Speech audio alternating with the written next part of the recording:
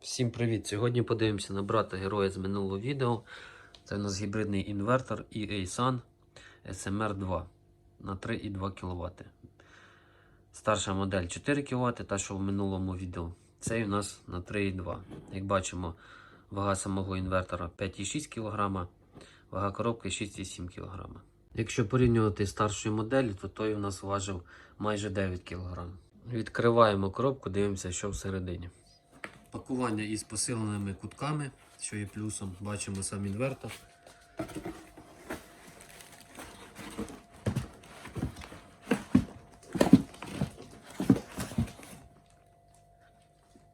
Так, і всередині в нас модуль Wi-Fi, скоріш за все. Так, це модуль Wi-Fi у нас. Та інструкція. Так виглядає сам інвертор. Відразу помітно, що він значно менший за варіант на 4 кВт.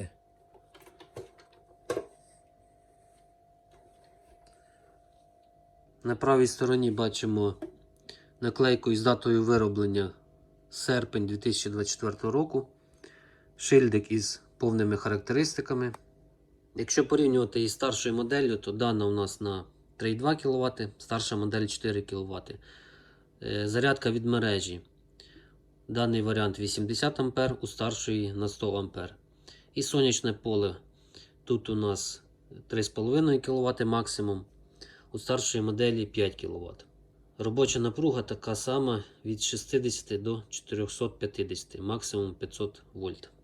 Ще із таких відмінностей на сайті продавця бачив, що у даної моделі MPPT контролер максимум на 15 А, а у старшої моделі на 27 А. Тобто там можна поставити два поля в паралель, тут тільки лише одне.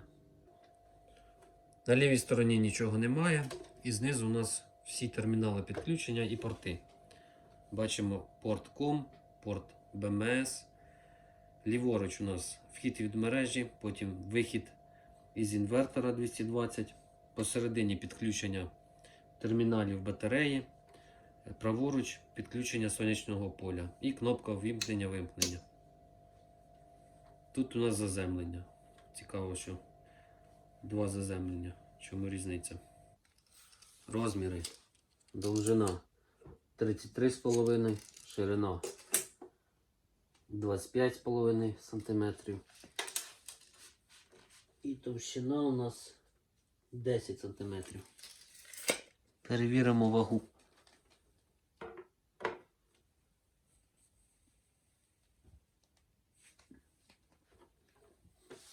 5,6 кг, все чітко. Щоб мати доступ до терміналів підключення, потрібно відкрутити справа і зліва по одному гвинту. Забув сказати, що дисплей у нас такий самий, як і в старшій моделі.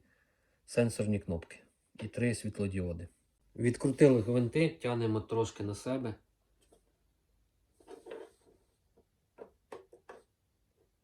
І акуратно знімаємо. Тому що тут у нас шлейф, щоб не пошкодити шлейф дисплея. Відразу знімемо і верхню кришку.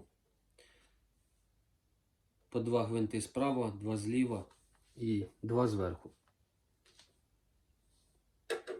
І так, зняли кришку, посередині бачимо центральний радіатор, довжина 198 мм на 31 мм. Праворуч також 2 радіатора.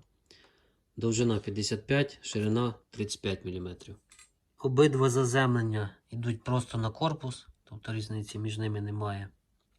Великий конденсатор на 500 вольт 470 мікрофарад.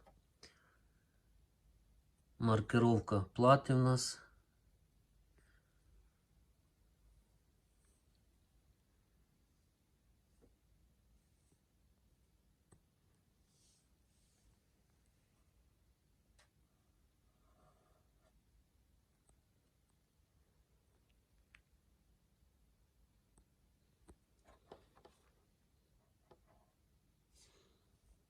Термінали, як бачимо, на гвинтах.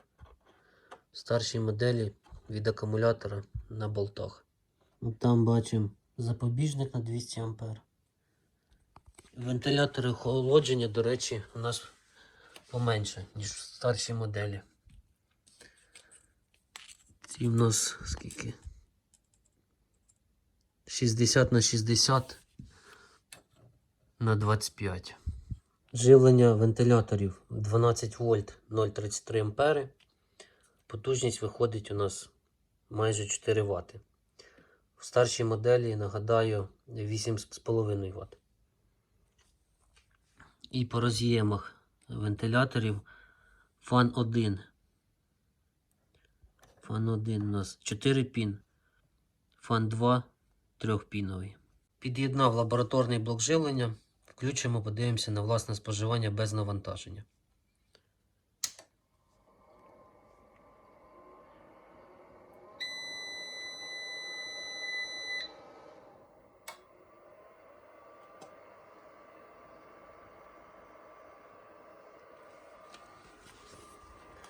Працює в нас зараз тільки правий вентилятор. В старшій моделі так само було.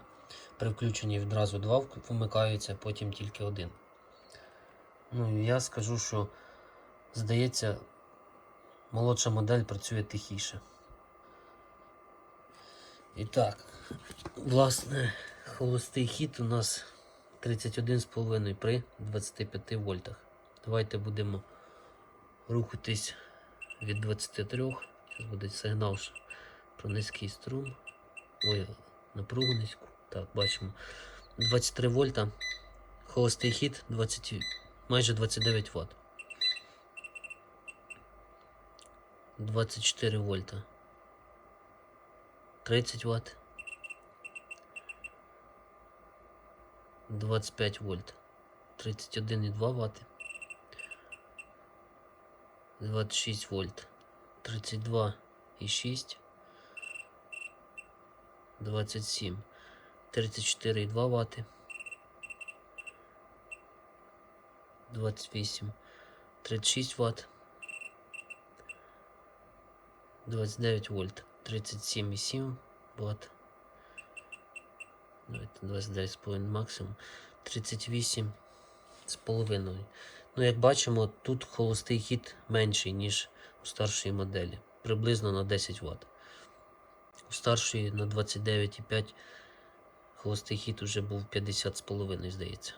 Таке, друзі, вийшло відео. Якщо хтось користувався таким або старшою моделлю на 4 кВт, напишіть, будь ласка, в коментарях, як вам даний інвертор.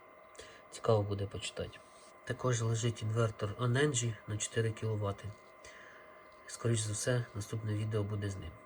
Всім дякую за перегляд, гарного дня.